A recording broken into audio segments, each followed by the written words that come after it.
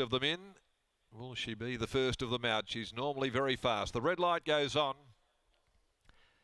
And we're all set. First of 10, off and racing. Oh, Excess Baggage stood there hopelessly.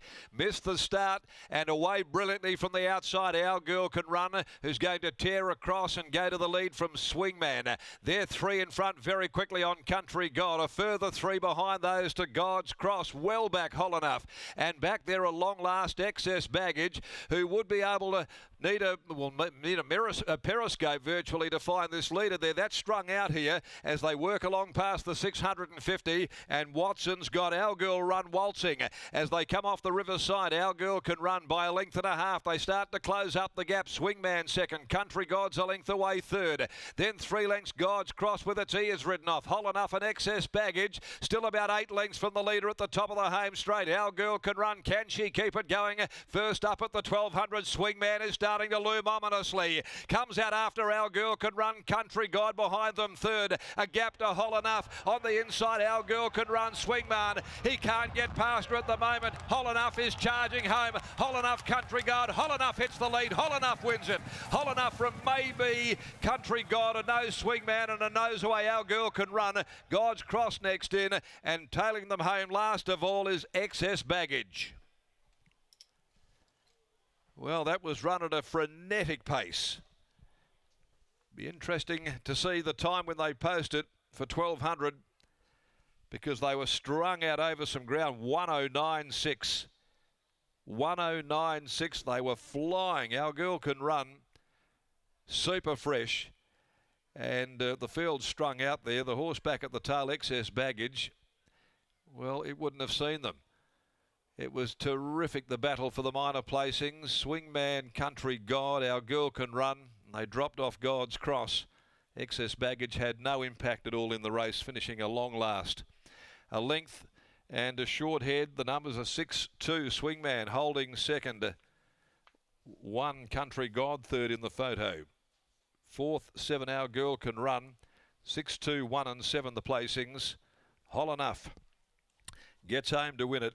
Very good on return to Swingman, and set up with the cracking pace, charging to the line, the Justified 3-year-old, and has got them at the end of the 1200 metres. For Peter's Investments by Justify from Sentimental Gift, trained by Michael Grantham, ridden by Clint Johnston, Porter home in 34.75 off a blisteringly run 1200, 1 length half ahead the margin. Swingman did a great job to run second by Brutal from New Summer Night. Jim Taylor, Holly Knottle did all the hunting and has only just got bloused in the final stages. A nose away third, Country God, by Playing God from City Circle. Ticky Reardon at her first Saturday mount for Neville Parnham this afternoon. Fourth, Our Girl Can Run. Next event, Morley Growers Market Handicap, 1,000 metres the trip, and 12:19 is starting time. Well, it was a blisteringly run affair. Let's go to Lockie, joining Michael Grantham, who's down there in the yard. He represents Peter's Investments here after winning the first for the day. Thanks, Darren. A really nice win from Holler Nuff. He put the writing on the wall with his first up performance, and he goes bang here, second up. Michael Grantham joins you now. Michael, congratulations on the win. I'm sure you were really happy with what he showed you down at Bunbury last start. Yeah, it was definitely an encouraging run, and definitely obviously gave him a great ride that day, and probably had we gone the other way, the 1500 probably would have been on today. Were you concerned at all with the way this race was run, knowing that he was a long way off them at various stages of this race, and he is a horse that gets out over a little bit of ground as he gets deeper into his preparation? No, usually I watch the Meadowlands on a Sunday morning when they go the Indian file, so I didn't know if I was a day early or not. But no, not in that way. I like how he doesn't really take those inside runs, and he was able to wobble off the corner and get out, in behind those other ones, and it's probably what helped him finish off. He's still a lightly race type. Do you feel like he's an improved horse this time in? Yeah, I was saying to Clint before he went out and said that he's never really ever put in a bad run for us. He's just been probably not as clicky forward. So yeah, going forward he's going to be good. Still a few runners to saddle up throughout the afternoon. Who's the best of the rest? Well, Lillian. She's obviously a little bit soft on her going into the last run, so I've put a little bit more work into her, and yeah, I'd say Lillian.